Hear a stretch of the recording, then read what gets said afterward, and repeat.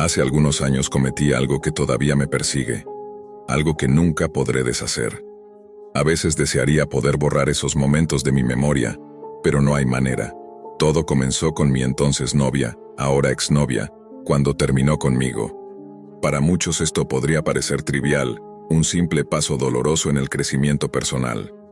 Pero para mí tuvo un efecto completamente distinto. Sé que muchos pensarán que fui inmaduro, que simplemente debería haber aceptado la ruptura y seguir adelante. Tal vez tengan razón, pero no lo hice. La había apoyado en cada aspecto de su vida. No estaba dispuesto a dejar que eso quedara sin resolución. Sé que fue mezquino y equivocado, y no busco simpatía. Estaba desesperado, consumido por un dolor que sentía como fuego en el pecho, un fuego tan intenso que creí que en cualquier momento me consumiría por completo. Intenté distraerme. Navegaba por internet buscando algo que calmara mi mente y eventualmente terminé explorando la Deep Web. Al principio no encontré nada más que los típicos foros oscuros y laberintos de enlaces a drogas o trampas digitales, pero había algo más profundo, algo que llamó mi atención y me ofreció un camino hacia la venganza. Quería que ella sufriera. No físicamente, no quería dañarla en ese sentido. Solo quería que sintiera la vergüenza y el desamparo que yo había sentido a sus manos. Al principio, mi plan era relativamente inocuo, por así decirlo. Tenía fotos y videos privados de nuestra relación, recuerdos que había guardado en secreto. En mi estado de enojo y depresión, creí que sería buena idea utilizarlos en su contra. Ahora veo lo equivocado que estaba desde el principio, pero entonces parecía la única manera de equilibrar la balanza de mi dolor.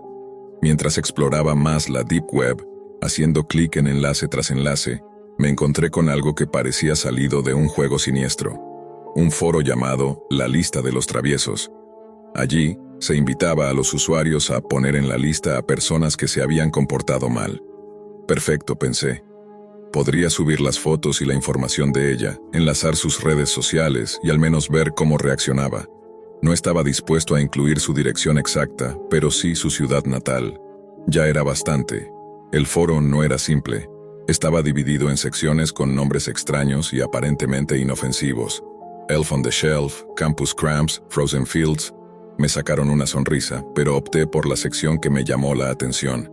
Slay Snatcher, que podría traducirse como ladrón de trineos. Parecía absurdo, casi un juego, y eso lo hacía más atractivo para mí. Al hacer clic, la página tardó en cargar, y cuando lo hizo mostraba un fondo blanco con cajas de texto negras. Un mensaje decía: Santa está esperando este informe. Escribe el nombre de la persona en la lista de los traviesos y él hará el resto. Pedía nombre, edad, fecha de nacimiento, enlaces a redes sociales y fotos. Todo lo que yo necesitaba estaba allí, casi como si el sitio supiera exactamente lo que buscaba. Sin dudarlo, llené los campos y envié la información. Al instante, apareció un cuadro de confirmación. ¿Estás seguro? Esta acción es definitiva. Presioné sí, con una mezcla de arrogancia y satisfacción. Pensé que había logrado mi objetivo. Humillarla, hacerla sentir pequeña, vengar mi propio dolor. Apagué la computadora, asegurándome de no dejar rastros. Esa noche dormí con una sonrisa que, al recordarla ahora, me revuelve el estómago. Al día siguiente esperaba noticias, esperando ver la reacción que imaginaba. Mensajes en redes sociales, llamadas indignadas, su desconcierto. Pero nada ocurrió. Ni un mensaje, ni un aviso, ni señal alguna de que mi plan hubiera surtido efecto. Durante días, revisé obsesivamente, buscando algún indicio, algún hilo que demostrara que había funcionado. Pero la realidad de la Deep Web es que nada es lineal ni verificable. Los sitios desaparecen, se reorganizan, se pierden en la red como fantasmas digitales. Con el tiempo, la emoción inicial se disipó y fue reemplazada por una sensación de vacío y frustración. Todo lo que había hecho parecía inútil. Aún así, mi mente no podía soltarlo. Sentía que, de alguna manera, había iniciado algo que no podría controlar. Unos días después, un golpe fuerte en la puerta me sacó de mi rutina. Vivo solo, y no recibo visitas. Abrí para encontrar a 2 oficiales de policía con expresiones serias y decididas. Mi corazón se aceleró. No podía evitar pensar que todo había terminado, que iba a prisión, que nadie podría entender cómo había llegado hasta ese punto. Los oficiales pidieron entrar y accedí. Uno de ellos me preguntó directamente: ¿cuándo fue la última vez que viste a Lia? Me quedé sin palabras. Por un instante mi sorpresa debió reflejar culpabilidad. Intenté recomponerme y responder con calma. Hace unas 2 semanas desde que rompimos. Me pidieron detalles de dónde había estado, y aunque dije la verdad sobre mis rutinas y compañeros de trabajo, no podía contarles nada sobre la Deep Web. No podía admitir la verdad, porque eso sería admitir mi responsabilidad indirecta sobre lo que estaba ocurriendo. Me contaron que Leah había sido reportada como desaparecida. Su madre la había visto salir de casa para hacer compras, y nunca regresó. Al principio parecía una confusión, un error, pero el peso en mi pecho me decía que no lo era. La idea de que mi decisión en aquel oscuro rincón de la Deep Web hubiera podido desencadenar algo real era aterradora. Los días se volvieron una secuencia sin fin de llamadas a la comisaría, pantallas encendidas y miradas vacías al teléfono. Cada notificación que no llegaba me golpeaba como una bofetada. No era alivio, sino condena. La desaparición de Leah se convirtió en titular local, en el tema de conversación en oficinas y cafés, en una pregunta constante que nadie supo responder. Su madre dio entrevistas que yo no podía escuchar sin colapsar. Amigos recordaban pequeños detalles de su risa y sus manías como si fuera una reliquia perdida. La policía siguió caminos, revisó cámaras, interrogó a conocidos. Yo vivía en un estado de expectación y asco propio. Esperaba una llamada que me acusara formalmente, pero lo que vino fue algo peor. Una confirmación que no necesitaba porque ya lo adivinaba. Una mañana, después del primer shock, un informe de prensa local anunció que habían encontrado un cuerpo en una fábrica abandonada en la ciudad vecina. El hedor de ese titular se quedó pegado en mi garganta antes de que pudiera comprender las palabras.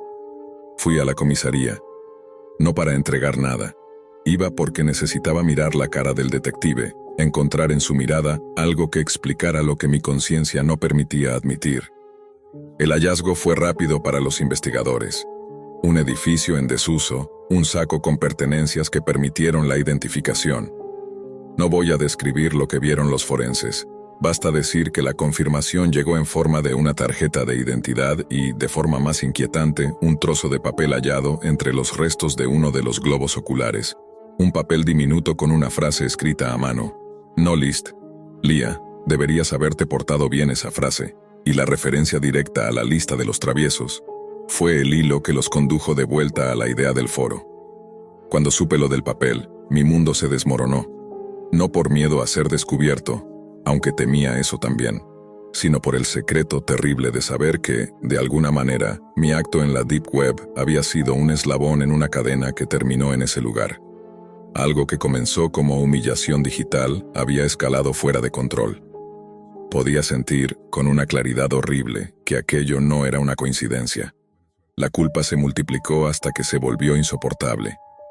No puedo pretender explicar la lógica concreta de lo que ocurrió después. Parte de mi memoria está envuelta en niebla, y otra parte la guardo con la astucia de quien teme que la verdad lo aniquile. Había otros actores, posiblemente personas que se mueven con impunidad en esos rincones de la red, gente que convierte la bajeza en espectáculo. Yo les había ofrecido, sin pensarlo, el blanco perfecto, imágenes, datos, una ciudad de procedencia. Esa semilla plantada en un sitio diseñado para el escarnio encontró otros nutrientes y creció en algo monstruoso. Las noches que siguieron fueron una sucesión de autoinculpación. Pensaba en la posibilidad de confesar todo y sabía que, si lo hacía, mi vida se acabaría.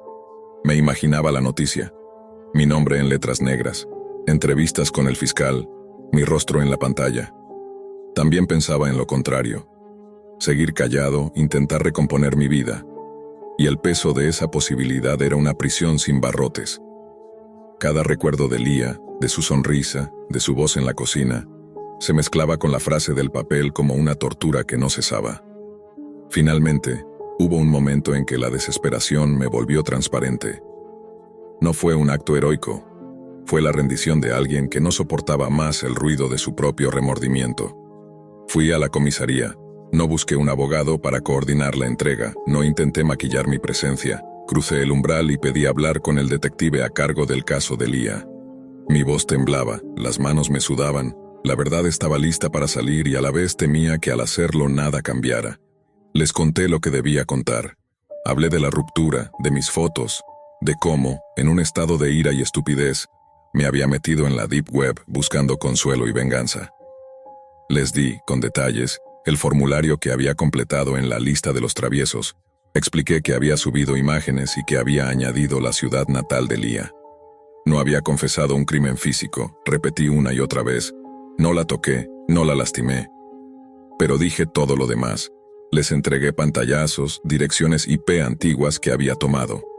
Datos que no probaron causalidad, pero sí mi participación digital.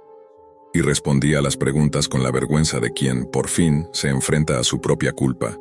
La policía me interrogó a fondo. No tardaron en informarme que había personas en esa web que operaban con métodos más allá de lo que pude prever. Que la lista, la exposición pública, puede atraer a gente con intenciones peligrosas. Me leyeron derechos, tomaron declaraciones y, después de horas, me explicaron que me convertiría en una pieza del rompecabezas de la investigación. No fui arrestado por la muerte de Lía en ese momento. Las pruebas directas no me señalaban como autor material, pero mi colaboración me dejó como testigo con posible responsabilidad accesoria según cómo se desarrollara la causa. Pasaron meses de audiencias, revisiones y un lento proceso jurídico que puso en evidencia cómo el daño digital puede transformarse en daño real. Varios usuarios del foro fueron localizados. Algunos resultaron ser charlatanes, otros tenían antecedentes por delitos informáticos. Hubo detenciones asociadas a redes que ofrecían castigos que sobrepasaban lo virtual, y el caso se fue atando en varios frentes. Para mí la sensación era agridulce. La justicia llegaba en partes, pero mi contribución a la trama, mi acto voluntario de exponer a Lía, ya no se podía revertir. En el juicio, su familia estuvo presente. La madre de Lía ofreció una declaración que rompió el ánimo de cualquiera que la oyera. Habló de ausencias irreparables, de pequeños gestos que ya no volverían. Cuando me llamaron a declarar, la culpa era tanto física como mental. Cada palabra que dije se sentía como una nueva herida infligida por mi propia boca. Mis explicaciones sobre la impulsividad y la rabia fueron respuestas vacías frente al dolor tangible que dejaron. Fui condenado por cargos relacionados con la divulgación de información sensible y por responsabilidad sobre daños psicosociales. El tribunal concluyó que participar activamente en aquel sitio con el fin de exponer a alguien constituyó una conducta reprochable con consecuencias previsibles. La sentencia no trajo la absolución ni el alivio. Estar en el banquillo, escuchar el veredicto, mirar a la familia de Lía, fue aceptar una medida de justicia que nunca devolvería lo perdido. Salí del proceso con la certeza de que mi acto fue una pieza que, aún sin ser el empujón final, formó parte del engranaje que permitió la tragedia. La sociedad me juzgó, no solamente por lo que hice, sino por lo que no hice. No impedirlo cuando vi señales, no hablar antes, no pensar en las consecuencias. Hoy, escribo esto como una confesión tardía y, de algún modo, como una advertencia. No busco limpiar mi nombre, no tengo derecho a eso. Quiero, en cambio, dejar claro lo que aprendí demasiado tarde. La Deep Web no es solo un término abstracto. En sus recodos se mueven personas que transforman la humillación en algo peor. Lo que para mí fue, al principio, un gesto mezquino, terminó por activar fuerzas que no comprendía. El daño digital puede salirse de la pantalla y convertirse en irreversible. Lía merece algo que yo no puedo dar: reparación y memoria. Su nombre quedó grabado en expedientes, en reportes y en la memoria de los que la conocieron. A mí me quedó la condena social y la carga de haber sido parte, en mayor o menor medida, de su caída. No sé si confesar antes hubiese cambiado el resultado. Solo sé que guardar silencio me hizo cómplice de una cadena que nunca debí alimentar. No pido perdón esperando ser perdonado. Pido que mi historia sirva para que otros no repitan mi error. Que la venganza digital, el justiciero anónimo que se esconde tras la pantalla, no encuentre más carne para sus juegos. Que nadie más convierta el dolor de una ruptura en el inicio de algo que destruya una vida. Termina aquí mi relato. No busco redención sencilla ni olvido, solo la responsabilidad de decir por fin lo que hice y lo que eso provocó, para que la verdad, por dolorosa que sea, exista fuera de la oscuridad en la que la enterré. Me llamo Marcelo Rivas, y lo que voy a contar no es una fábula ni una exageración para asustar a nadie. Es la memoria de una noche que me cambió. No diré el final. Eso lo reservaré para cuando tú, lector, me lo pidas. pero sí relataré con detalle el camino que me llevó hasta ella. Lo haré como si se tratara de una pieza documental: contexto, antecedentes, el suceso y las consecuencias inmediatas. Mantendré los nombres ficticios y constantes. Si aparece un personaje, tendrá un nombre único que no volveré a alterar. Desde los 12 años tuve afinidad con el código. Empecé como un curioso que montaba programas en máquinas lentas y terminó, a los 20, siendo alguien que sabía moverse en los rincones que la mayoría de las personas ni sospechan que existen: la Deep Web. Para muchos, la Deep Web es un mito alimentado por titulares. Para los que la transitamos, es un conjunto de puertas traseras, mercados y comunidades que funcionan con sus propias reglas. No es lugar para fanfarrones, deja marcas. Durante años me moví en ese ecosistema con nombres de usuario, cifrados y técnicas rudimentarias: ghosting, proxies, scramblers, hasta construir una reputación entre un puñado de colegas. Podía encontrar directorios enterrados, abrir cajas de datos, incluso manipular búsquedas y, por un tiempo, beneficiarme de vulnerabilidades que otros ignoraban. Fue en ese terreno donde empecé a participar en compras, intercambios y en la curiosa economía de favores que rige en la red profunda. No me enorgullezco, simplemente explico el antecedente. La historia, sin embargo, comienza con una pista que me pasó un amigo. Una lista de cajas negras anidadas, pequeñas estructuras cifradas que se comportan como túneles dentro de túneles, y la promesa de un séptimo nivel que nadie había logrado abrir. Mi amigo había llegado hasta la séptima caja y se había quedado atascado. La combinación que contiene la curiosidad y la competencia entre hackers hizo el resto. Acepté el reto. Durante años supe leer huellas digitales donde otros veían ruido. Un hacker, por bueno que sea, siempre deja migas: tiempos de conexión, patrones de solicitud, fragmentos de código repetidos. El cifrado de la séptima caja tenía esas migas, pero disfrazadas y multiplicadas. Era distinto. Me tomó 45 minutos, sin pausa, romper lo que por fuera parecía una trampa ingeniosa. Cuando lo hice, aparecí en otro directorio. Dentro solo había un enlace, un hipervínculo cuyo nombre no decodifiqué en su momento: WTTMH. Como muchos en ese oficio, estaba eufórico por haber vencido el obstáculo. No me detuve a reflexionar. Hice clic. Entrar no fue como visitar un foro o una sala de intercambio. Había pasado por puertas traseras y servidores mal configurados antes, pero esta vez la conexión era más lenta. La latencia parecía indicar que había múltiples capas de tunelización. Y luego, en la página que finalmente cargó, hubo música. Una melodía de carpa, tenue y perturbadora, apenas perceptible tras los auriculares. En letras grandes: «Bienvenido al Carnaval de los Simios». Reconocí el tono literario de la referencia. Era un guiño a una colección de relatos que circulaban en ciertos círculos, pero ninguna referencias culturales bastan para explicar lo que sigue. En la esquina inferior apareció un cuadro de chat. El mensaje de bienvenida no era un simple bot. Estaba redactado con ironía y un registro que apuntaba a audiencia experimentada. «¿Te gustaría un tour guiado?», preguntaba. Contesté con un «no gracias» por instinto.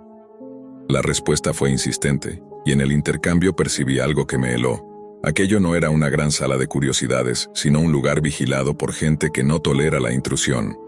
Me dijeron que esa noche habría un evento especial, una función para miembros. Me enteré de inmediato de una regla implícita. Solo los invitados VIP podían entrar con imagen en alta definición. Los demás, como yo, veríamos una transmisión de baja resolución y con limitaciones. El sistema dejó claro algo más. La dirección IP del que observaba sería registrada y si se intentaba huir, habría sanciones técnicas.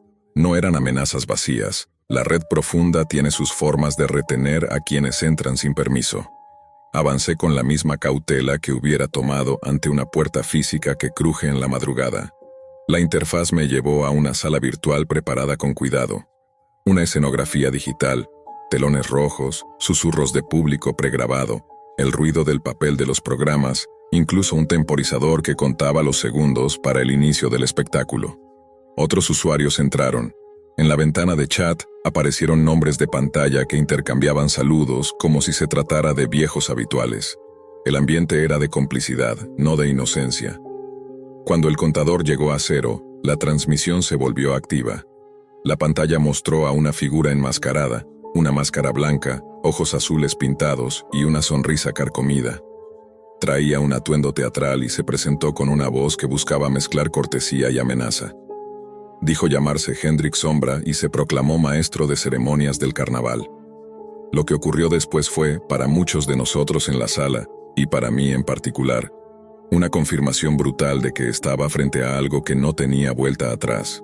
La función comenzó con una exhibición, un hombre atado a una mesa con una máscara grotesca, y en el escenario la presencia de herramientas diseñadas para el dolor.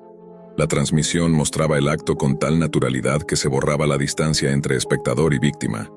El chat se llenó de exclamaciones, emojis y apuestas sobre la duración del proceso. Yo no pude soportarlo.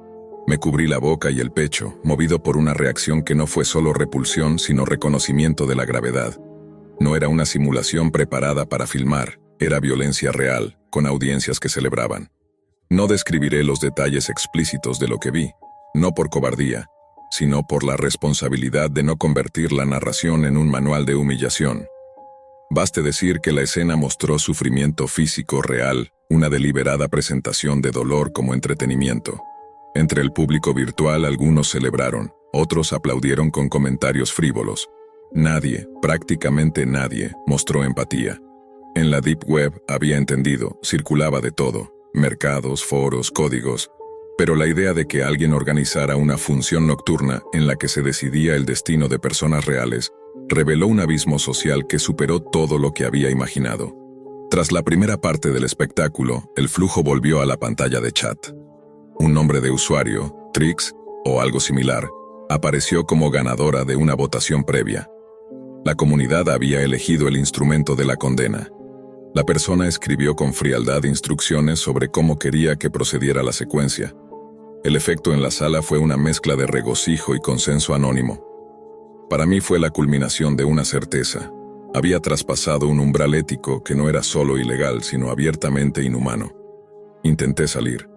Al principio pensé que bastaría con cerrar la ventana del navegador. Intenté forzar el cierre con el administrador de tareas. La aplicación seguía colgada. Era como si el sitio hubiera superpuesto una capa de scripts que impedía cerrar el cliente. Empecé a ejecutar comandos en mi terminal para matar procesos y bloquear conexiones.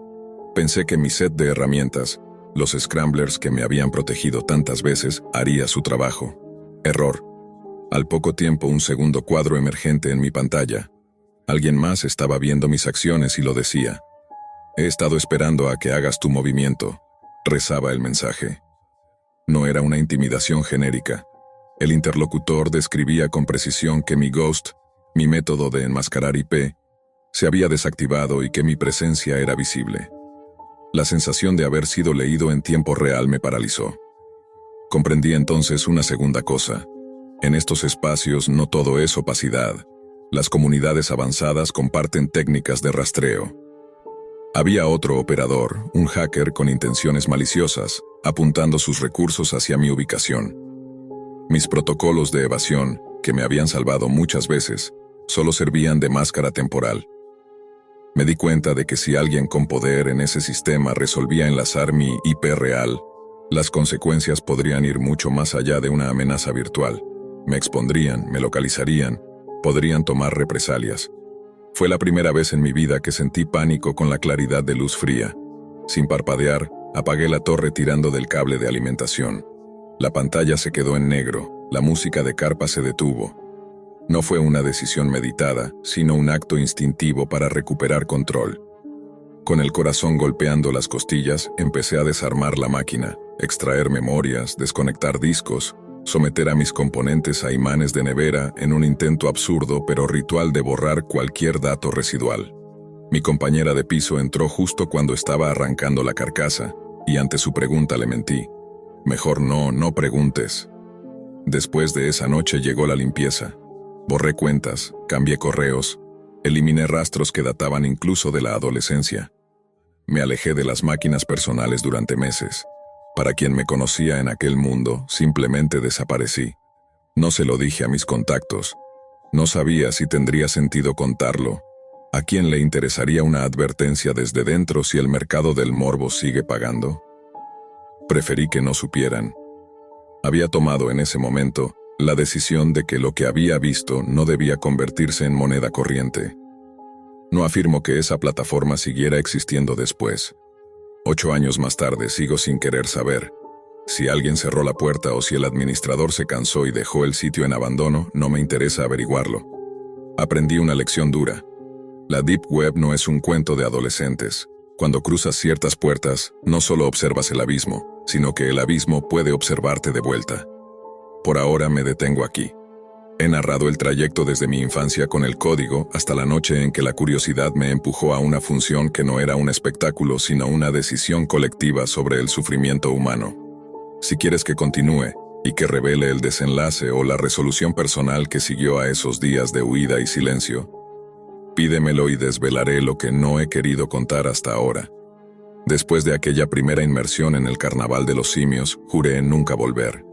La sensación de vulnerabilidad había quedado grabada en cada fibra de mi cuerpo. Sin embargo, los días posteriores se convirtieron en un extraño limbo. La curiosidad seguía golpeando en mi mente. A veces soñaba con la figura enmascarada, Hendrik Sombra, y con el temporizador que descendía hasta cero, como un eco de algo que había visto y no podía borrar. Pero también entendí otra cosa. La Deep Web no olvida. Es como un espejo que retiene tu reflejo aunque desaparezcas de sus pasillos. Pasaron semanas. Cada noche revisaba mentalmente mis acciones, los pasos que había dado, los directorios que había tocado. En mi intento de cerrar mi existencia digital, había destruido mi equipo y borrado rastros. Aún así, sentía que algo me seguía, una especie de vigilancia fantasma que no pertenecía a la casualidad. La paranoia se volvió parte de mi rutina. Incluso los lugares más inofensivos, como un café con Wi-Fi público, me hacían mirar a mi alrededor y pensar que alguien podía identificarme. Mi vida social se redujo, mis contactos digitales se borraron, y me obligué a usar solo sistemas protegidos de la universidad. Por primera vez comprendí que la curiosidad de un hacker tiene un precio real, pero la historia no termina allí. Un día, mientras revisaba un correo antiguo, apareció un mensaje que me dejó congelado. El asunto decía simplemente, ¿recuerdas la casa de los monos? No había remitente visible, solo un hipervínculo cifrado. El miedo que sentí fue instantáneo, pero también una chispa de aquello que siempre me había definido, la necesidad de comprender. Sabía que podía ser una trampa, pero no abrir el enlace me parecía aún más inquietante. Tomé una decisión. Usaría todos mis conocimientos de ghost hacking, proxies y cifrados para abrirlo de manera segura, como si volviera a entrar por una puerta trasera, pero esta vez con precaución máxima. Al abrir el enlace, la página cargó lentamente. Esta vez no había música de carpa, ni temporizadores, ni chat público lleno de curiosos. Solo un ambiente minimalista, oscuro, con un recuadro en el centro que decía: «Bienvenido, Marcelo. Sabíamos que volverías». Mi corazón se hundió. No era un mensaje automatizado. La tipografía, la elección de palabras y la forma en que habían evitado activar cualquier protocolo de rastreo indicaban que alguien me había estado observando todo este tiempo. Era un operador con paciencia, inteligente y con motivaciones que yo no alcanzaba a comprender. Un segundo recuadro apareció, una ventana de video con un individuo encapuchado. La voz era distorsionada pero firme. «Has demostrado habilidad, curiosidad y determinación, pero el conocimiento siempre tiene un precio. Ahora tienes la opción de continuar o desaparecer para siempre». Mi primer impulso fue cerrar todo, desconectar la computadora, destruir nuevamente cualquier evidencia. Pero algo dentro de mí me detuvo, el deseo de entender, de enfrentar aquello que había comenzado años atrás. Respiré hondo y escribí en la ventana de chat: «Quiero entender». La respuesta fue inmediata. La figura me guió a través de un recorrido virtual. No era violencia física lo que buscaban esta vez, sino un examen, un juicio casi filosófico sobre lo que un hacker puede hacer con conocimiento absoluto. Me mostraron archivos y directorios, simulaciones de escenarios en los que mis decisiones podían afectar a otros usuarios de manera real o virtual. Cada acción era evaluada, cada elección tenía consecuencias en tiempo real. Y la profundidad de la red oscura se revelaba como un sistema vivo, consciente de sus propios riesgos y recompensas. Lo que más me impactó fue darme cuenta de que Hendrik Sombra, o quien operaba como tal, no estaba solo. Había una red de individuos extremadamente inteligentes y peligrosos que controlaban este espacio de la Deep Web como un experimento social y psicológico. No buscaban solo entretenimiento, buscaban estudiar, medir y anticipar el comportamiento humano frente al miedo, al poder y a la curiosidad. Mi propio miedo se convirtió en herramienta de aprendizaje. Durante horas, tal vez días, no podría asegurarlo, fui guiado, observado y obligado a tomar decisiones virtuales que me mostraban los límites de mi moral y mi lógica. Cada error tenía una consecuencia menor. Cada acierto me otorgaba acceso a un nivel más profundo. Y entonces, finalmente, llegaron a la séptima caja negra, la misma que había intentado abrir años atrás. Esta vez, sin la prisa ni la arrogancia de la juventud, pude observarla, analizarla y comprender el mecanismo detrás de su cifrado. No era un simple obstáculo digital, sino un ensayo de paciencia, precisión y autocontrol. Cuando el sistema reconoció que había completado la prueba, apareció un último mensaje. Marcelo Rivas, has aprendido lo que pocos logran comprender. La curiosidad sin límites puede destruirte, pero el conocimiento controlado te hace libre. La Deep Web es vasta y peligrosa, pero también contiene enseñanzas. Usa este conocimiento con cuidado y nunca pierdas la brújula moral. En ese instante, la pantalla se volvió negra. La música de carpa, los temporizadores, los chats y las amenazas desaparecieron como si nunca hubieran existido. Todo lo que quedaba era la certeza de que había sobrevivido a la prueba más extrema de mi vida. No hubo celebraciones, no hubo recompensas tangibles. Solo el silencio y la comprensión de que la Deep Web, ese vasto y oscuro territorio digital, podía enseñarte tanto como destruirte, dependiendo de cómo eligieras moverte dentro de ella. Desde ese día cerré por completo ese capítulo. Mis equipos volvieron a ser normales, mis días regresaron a la rutina. Nunca más busqué ni la curiosidad ni la fama en la red profunda. No conté a nadie los detalles, y quienes fueron mis amigos en ese mundo digital nunca supieron qué había ocurrido realmente. Solo yo recuerdo y solo yo comprendí. Había cruzado un umbral y sobrevivido, no por superioridad técnica, sino por prudencia, paciencia y un respeto que años de arrogancia me habían enseñado a cultivar. Y así terminó mi historia con la Deep Web. No con un triunfo espectacular, no con una hazaña legendaria, sino con un aprendizaje que me marcó para siempre. Hay puertas que no deberíamos abrir, y otras que solo podemos atravesar si estamos dispuestos a enfrentar lo que reside detrás de ellas, sin perder la humanidad que nos define. Algunas personas todavía creen que la Deep Web es una simple leyenda digital, un mito inventado para asustar a los curiosos. No lo es. Si tuvieras un mínimo de sentido común, te mantendrías lejos de ese lugar, porque una vez que entras, algo cambia en ti, algo se apaga, y jamás vuelves a mirar una pantalla igual. Yo lo sé, no por lo que leí en foros, sino porque estuve allí. Me llamo Elias Rojas, y durante años fui lo que algunos llamarían un hacker, o al menos lo fui hasta que la Deep Web me hizo pagar el precio por saber demasiado. Desde niño siempre me sentí fascinado por las computadoras. A los 9 años desarmé mi primer CPU, y a los 14 ya escribía mis propios códigos. Aprendí a romper contraseñas, a leer paquetes cifrados, y a moverme entre cortafuegos como si fueran simples cortinas digitales. Era mi mundo, mi refugio, pero también se convirtió en mi prisión. En la secundaria ya tenía una reputación. Todos sabían que, si algo se bloqueaba o necesitabas acceder a algo que no debías, Elías era la persona indicada. Algunos me buscaban para recuperar sus cuentas robadas, otros para cosas menos inocentes. No tardé en convertirlo en un pequeño negocio, y con el dinero que ganaba, seguí profundizando más y más en ese universo oculto.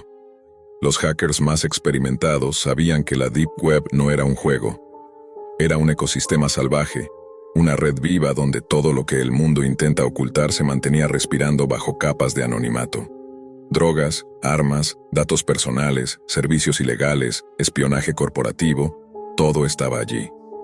Pero también había algo peor, sitios que parecían diseñados solo para destruir la mente de quien los veía. Yo ya había estado allí antes. Sabía usar Tor, manejar proxies, ocultar mi IP con sistemas fantasma y navegar entre capas cifradas sin dejar rastro. Era parte del protocolo. Pero la Deep Web tiene niveles, y no todos deberían intentar descubrirlos. Una noche, mientras reparaba mi vieja computadora, la tarjeta gráfica murió por completo. Necesitaba una nueva, pero los precios en la superficie eran imposibles. Así que hice lo que cualquier idiota demasiado confiado haría. Busqué una en los mercados ocultos de la red profunda. Sabía de algunos vendedores privados, gente discreta, sin preguntas. La encontré. Una RTX modificada, barata, enviada desde algún lugar del este de Europa. La pagué en criptomoneda y esperé la confirmación. El negocio parecía cerrado, pero cometí el error de seguir navegando. A veces, en esos foros, la curiosidad es el peor virus. Encontré un sitio de teorías conspirativas dentro de un subdominio oculto llamado The Abyss Talk. Ahí la gente hablaba de cualquier cosa: gobiernos reptilianos, sectas secretas, alienígenas infiltrados, rituales con tecnología cuántica. Ridículo, pensé. Pero algo me llamó la atención. Uno de los usuarios, con el alias Obsidian_0, publicó un enlace resaltado en rojo. Solo escribió: si quieres ver lo que realmente hay en el fondo, entra aquí. Normalmente lo habría ignorado. Pero esa noche no lo hice. Tal vez era aburrimiento o arrogancia o simple estupidez. Hice clic. La página que se abrió estaba completamente en blanco. Solo había dos archivos visibles: Farm 1 y Farm 2. Por un instante pensé que era un enlace roto o una broma, pero al abrir el primero apareció una transmisión en vivo y una caja de chat lateral. El video mostraba una habitación blanca, iluminada con luces frías. En el centro, una silla metálica, nada más. Al principio me reí. Pensé que sería una performance, una especie de broma o experimento social, pero cuando una figura apareció en pantalla, el chat explotó. Mensajes como «por fin regresaron» o «comienza el ritual» inundaron la ventana. La figura se acercó a la cámara. Era un hombre vestido completamente de negro, con una máscara grotesca y un tatuaje naranja en forma de dragón que se extendía por su brazo derecho. Sentí un escalofrío. No sé por qué, pero ese tatuaje me quedó grabado. Intenté cerrar la ventana. Presioné la X en la esquina del navegador, pero el puntero no se movía. El ratón estaba congelado. Algún tipo de script estaba bloqueando mi control. Intenté apagar el equipo. Nada. Solo podía escribir en el chat y mis manos temblaban sobre el teclado. Pensé en desconectarme de golpe, pero algo me paralizó. Era como si necesitara saber qué iba a pasar. El hombre en pantalla habló con voz distorsionada. Bienvenidos al Palacio de Orum. A los que regresan es un placer verlos de nuevo. Y a los nuevos, prepárense para conocer la oscuridad. Desapareció unos segundos y regresó arrastrando a una mujer. Tenía los ojos vendados y las manos atadas con cinta. La sentó en la silla y volvió a mirar a la cámara. «Damas y caballeros», dijo, «el espectáculo va a comenzar». El chat se llenó de aplausos digitales, frases siniestras y emojis distorsionados, y entonces el hombre tomó un cuchillo enorme de una mesa cercana. No voy a entrar en detalles, solo diré que los gritos fueron reales, que las súplicas lo fueron también, y que por primera vez en años me sentí verdaderamente impotente. La rabia me cegó. Escribí en el chat: «Están enfermos. Voy a denunciarlos». Fue lo peor que pude haber hecho. La transmisión se detuvo. La pantalla se volvió negra y apareció una nueva ventana de texto separada del resto. Una línea, escrita con calma: «Denunciar esto será tu sentencia».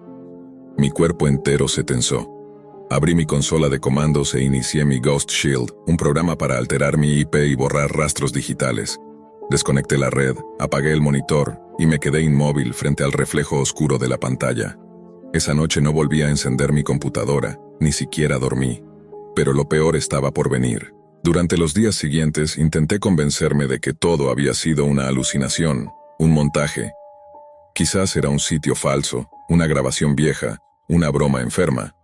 Pero el silencio de mi computadora se sentía distinto. Había algo en el aire, como una presencia que permanecía incluso con el monitor apagado. No volví a conectarme durante una semana. Pero aunque el sistema estaba desconectado, cada vez que entraba a mi habitación tenía la sensación de que el ventilador del CPU se activaba por segundos. Como si alguien, en algún lugar, siguiera vigilando. Intenté volver a mi rutina normal. Salía, trabajaba, trataba de distraerme. Sin embargo, mi cabeza seguía repitiendo aquella frase: «Denunciar esto será tu sentencia». Una noche, mientras veía una película en el sofá, escuché un sonido seco proveniente de la parte trasera de la casa. Pensé que sería el viento, hasta que el sonido del vidrio rompiéndose me heló la sangre. El cristal de la puerta corrediza se desmoronó en 1000 pedazos, y antes de poder reaccionar, 4 hombres vestidos de negro irrumpieron en mi sala. No llevaban armas visibles, pero sí algo más inquietante: rollos de cinta adhesiva, cuerdas y bolsas oscuras. Me levanté de un salto. Intenté correr hacia la entrada, pero uno de ellos me sujetó por el cuello y me empujó contra el suelo. Grité. Luché con todas mis fuerzas, pero mis golpes no eran nada comparados con la precisión y la calma de aquellos hombres. En medio del forcejeo lo vi. El tatuaje. El mismo dragón naranja brillando bajo la luz del televisor encendido. En ese instante lo entendí todo. No era un simple video, era una transmisión en tiempo real. Ellos sabían quién era yo, habían visto mi rostro reflejado en la pantalla, mi reacción, mis palabras, y ahora estaban allí para silenciarme. Intenté gritar, pero uno de ellos me cubrió la boca. La cinta adhesiva se pegó a mi piel mientras mis pulmones buscaban aire. Mi mente corría en círculos buscando una salida lógica. No había manera de escapar, hasta que vi un pequeño resquicio. Uno de ellos se acercó para ajustar las sogas de mis brazos. Aproveché el momento y lancé una patada a la rodilla del hombre detrás de mí. El dolor lo hizo perder el equilibrio, y su jeta cayó sobre otro. En ese segundo, sin pensarlo, me levanté y corrí. El pasillo parecía interminable. Sentía mis pies descalzos golpeando el suelo, el aire frío entrando a mis pulmones y los pasos detrás de mí acercándose. Apenas logré abrir la puerta principal y salir a la calle. Corrí sin mirar atrás, directo hacia la casa de mi amigo Marcos Ledesma, que vivía a unas pocas cuadras. Golpeé la puerta con desesperación. Cuando abrió, me derrumbé en el suelo sin poder pronunciar palabra. Solo repetía una frase: «Vinieron por mí, vinieron por mí». Marcos llamó a la policía de inmediato. Cuando llegaron, los hombres ya no estaban. Solo encontraron la puerta rota, las marcas de pisadas y trozos de cinta pegados en el suelo. Nada más. El caso se registró como un intento de robo. Eso dijeron los agentes al menos, pero yo sabía que no era eso. Era un mensaje, un recordatorio de que había cruzado una línea que nunca debí tocar. Esa noche no dormí en casa, ni la siguiente, ni la otra. Cada sonido, cada sombra, cada vehículo detenido frente a la calle me parecía una amenaza. Desconecté todo lo que tuviera conexión a Internet. Tiré el router, el módem, los discos duros. Incluso rompí mi tarjeta madre con un martillo. Pero nada me hacía sentir seguro. Porque la Deep Web, cuando te toca, no necesita cables para seguirte. Se infiltra en tu mente. Te hace dudar de lo que ves, de lo que oyes, de ti mismo. Con el tiempo, comencé a notar pequeñas coincidencias. Cuentas nuevas que me seguían en redes que creía haber cerrado, mensajes anónimos en mis correos, unos con simples frases: ¿disfrutaste el espectáculo? Otros con coordenadas, direcciones, incluso fotografías borrosas de mi calle. Intenté rastrearlas. No pude. Venían de servidores imposibles de localizar, cifrados con protocolos que ni siquiera conocía. Y eso me asustó más que cualquier amenaza, porque significaba que alguien estaba jugando conmigo en mi propio terreno. Semanas después volví a encender una computadora nueva, solo para comprobar algo. No instalé nada, no inicié sesión, no me conecté a mis antiguos perfiles. Solo ejecuté un rastreo profundo del tráfico en segundo plano. Y ahí estaba, un eco, un paquete de datos que se repetía con la misma dirección de origen. Una secuencia encriptada con un código que reconocí al instante. Era la firma digital del sitio que había visitado. El Palacio de Orum. No sé cómo, pero seguía activo y de alguna forma seguía conectado a mí. A partir de ese día, comencé a documentar todo: las llamadas, los mensajes, los sonidos. Anoté las horas exactas, las direcciones IP, los cambios en la red eléctrica de mi casa. Necesitaba pruebas, pero cada vez que intentaba exportarlas, el sistema se reiniciaba solo. Una noche, encontré algo nuevo, un archivo que no recordaba haber creado. Llevaba por nombre mirror_i.log. Lo abrí. Dentro, una sola línea de texto: «Nos vemos pronto, Elías». En ese momento comprendí que el verdadero peligro de la Deep Web no estaba en lo que podías ver, sino en lo que podía verte a ti. Desde aquel mensaje supe que no había vuelta atrás. La Deep Web me había marcado. No importaba cuánto me escondiera, ni cuántas máquinas destruyera. Ellos ya sabían quién era yo. Pasé días sin salir, con las cortinas cerradas, durmiendo apenas unas horas. Cada crujido de la casa me hacía saltar. Cada reflejo en la ventana me parecía un rostro observando. El archivo mirror_i.log seguía reapareciendo, incluso después de formatear el disco duro. Era como si el sistema lo recreara solo, una y otra vez. Llamé a Marcos. Le conté todo. Me escuchó en silencio, sin decir palabra, hasta que mencioné el nombre del sitio, Palacio de Orún. En ese instante noté cómo su respiración cambió. Me pidió que no repitiera ese nombre en voz alta, y me contó algo que hasta hoy no he podido olvidar. Meses atrás, otro conocido suyo, un programador llamado Daniel Viera, había desaparecido después de participar en un foro de la Deep Web. Su último mensaje decía: no los busques, ellos te encuentran. Su cuerpo nunca fue hallado, solo su computadora encendida, con una transmisión en pausa y una ventana de chat abierta. El mensaje en pantalla decía: bienvenido de nuevo. En ese momento lo comprendí. Lo que había visto no era un simple video. Era un reclutamiento, una red que seleccionaba a los que se atrevían a mirar demasiado. Y una vez dentro, ya no había salida. Los días siguientes fueron una mezcla de paranoia y agotamiento. Cada llamada desconocida me hacía sobresaltarme. Cada notificación, cada sonido de conexión me recordaba que no estaba solo.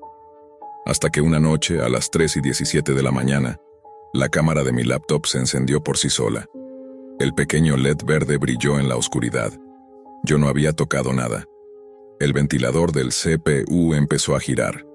La pantalla se encendió sola. No había escritorio, ni iconos, ni programas abiertos, solo una ventana negra. Y en el centro, una transmisión en vivo. Era mi habitación, la misma en la que estaba sentado. El mismo ángulo, la misma luz, el mismo reloj marcando las 3:17. Pero había una diferencia. En la pantalla, detrás de mí, se movía una sombra. Me giré. Nada, solo el vacío, pero en el monitor la sombra seguía ahí, acercándose. El chat del video se activó. Bienvenido al Palacio de Orún, Elias. Esta vez eres tú el espectáculo. Intenté apagar la computadora, pero todo se congeló. Ni el teclado, ni el ratón, ni siquiera el interruptor respondían. Solo pude ver cómo el reflejo de mi propia cara comenzaba a distorsionarse, píxel a píxel, hasta convertirse en la misma máscara negra que había visto aquella primera noche. La pantalla se apagó, el LED también, y entonces el silencio. Desperté horas después, tirado en el suelo. El monitor estaba encendido, mostrando solo una línea de texto. Gracias por participar. Desde aquel día no he vuelto a conectarme. No tengo redes, ni correos, ni dispositivos. Aún así, cada cierto tiempo escucho un sonido leve, como el clic de una cámara. Y cuando miro alrededor, siempre es tarde. He llegado a creer que el Palacio de Orún no era un lugar físico ni un simple sitio web. Era una entidad digital, un conjunto de ojos anónimos que vigilan a todo aquel que se atreve a mirar su reflejo en la red profunda. La Deep Web no solo esconde secretos, crea espejos. Y si alguna vez decides mirar dentro de uno, asegúrate de que no haya nadie mirando desde el otro lado. Narrador, voz final, casi un susurro. Porque en el fondo de la red, entre los códigos muertos y las señales sin dueño, hay una cámara que nunca se apaga. A veces me pregunto si todo comenzó el día que decidí no hacer preguntas. Tal vez solo fui un cobarde, o tal vez en el fondo ya intuía que la verdad sería imposible de soportar. Cuando desapareció, todo cambió. Cada mañana esperaba una actualización, un indicio, cualquier cosa. Llamaba a la comisaría de condado Northfield para saber si había alguna novedad. Los reportes eran cada vez más fríos, más distantes, y con el tiempo se convirtieron en una rutina dolorosa. He aprendido que todos tenemos un punto en el que la realidad se quiebra, que hay momentos en los que uno empieza a cuestionarlo todo, lo que creía, lo que amaba, lo que consideraba seguro, y cuando eso ocurre, ya no hay regreso. Tenía 16 años cuando mi padre comenzó lo que él llamaba el proyecto. Lo instaló en el sótano de nuestra casa, una vieja vivienda a las afueras de Eastmore, donde el silencio era tan espeso que uno podía oír el tic-tac de los relojes desde cualquier habitación. Nunca explicó en qué consistía exactamente, solo dijo que era algo personal y que debía mantenerse en total secreto. Incluso insonorizó las paredes del sótano. Dijo que necesitaba concentración, pero aquella exageración siempre me pareció inquietante. En esa época, mi vida era bastante común. Tenía un pequeño grupo de amigos en la escuela, entre ellos, uno muy cercano, Lucas Carter. Lucas era el tipo de persona que encontraba fascinación en lo prohibido. Le gustaban las historias perturbadoras, los foros ocultos y los temas que los adultos preferían evitar. Yo solía desconectarme cada vez que empezaba a hablar de esas cosas. Apenas usaba internet más allá de ver resúmenes deportivos o alguna que otra página de noticias. Pero un día, durante el almuerzo, Lucas mencionó algo que nunca había oído: la Deep Web. Recuerdo que lo dijo en voz baja, como si fuera un secreto. Nos explicó que era un rincón del internet al que solo se podía acceder con programas especiales. Un lugar sin leyes ni filtros. Decía que allí se podía ver la cara verdadera del mundo. Al principio pensé que exageraba, pero la manera en que lo contaba, con esa mezcla de miedo y emoción, despertó algo en mí. Acepté su invitación para verlo con mis propios ojos. Llegó el sábado. Nos reunimos en su casa junto a otros 2 compañeros. Lucas encendió su computadora portátil, conectó un programa que él mismo había descargado y en cuestión de minutos estábamos navegando por la Deep Web. El ambiente en la habitación cambió de inmediato. No era como visitar una página normal. Cada clic parecía abrir una puerta hacia algo que no debía ser visto. Los foros estaban llenos de mensajes cifrados, nombres falsos y contenido indescriptible. Después de unos minutos, Lucas encontró un enlace que decía Live Stream, no title. Nos miramos indecisos. Luego él hizo clic. La pantalla se volvió completamente negra. Durante unos segundos solo se escuchó el sonido estático del micrófono. Luego apareció un reloj digital que contaba hacia atrás desde 30 segundos. Cuando llegó a 0, todo se detuvo. Silencio absoluto. Y de pronto, una respiración áspera, profunda. Una luz tenue se encendió, como una linterna, y reveló a un hombre enmascarado. Llevaba un sombrero de copa, una máscara grotesca y un traje oscuro con una capa. Parecía una figura salida de una pesadilla teatral. Su voz, distorsionada por un modulador, dijo con tono burlón: «Buenas noches, pueden llamarme Marlowe, y esta noche tenemos un espectáculo preparado para ustedes». El corazón se me detuvo. La cámara se movió, revelando una pequeña habitación con paredes rojas. En el fondo, 2 mujeres estaban atadas, una frente a la otra. Una era corpulenta, la otra, más delgada.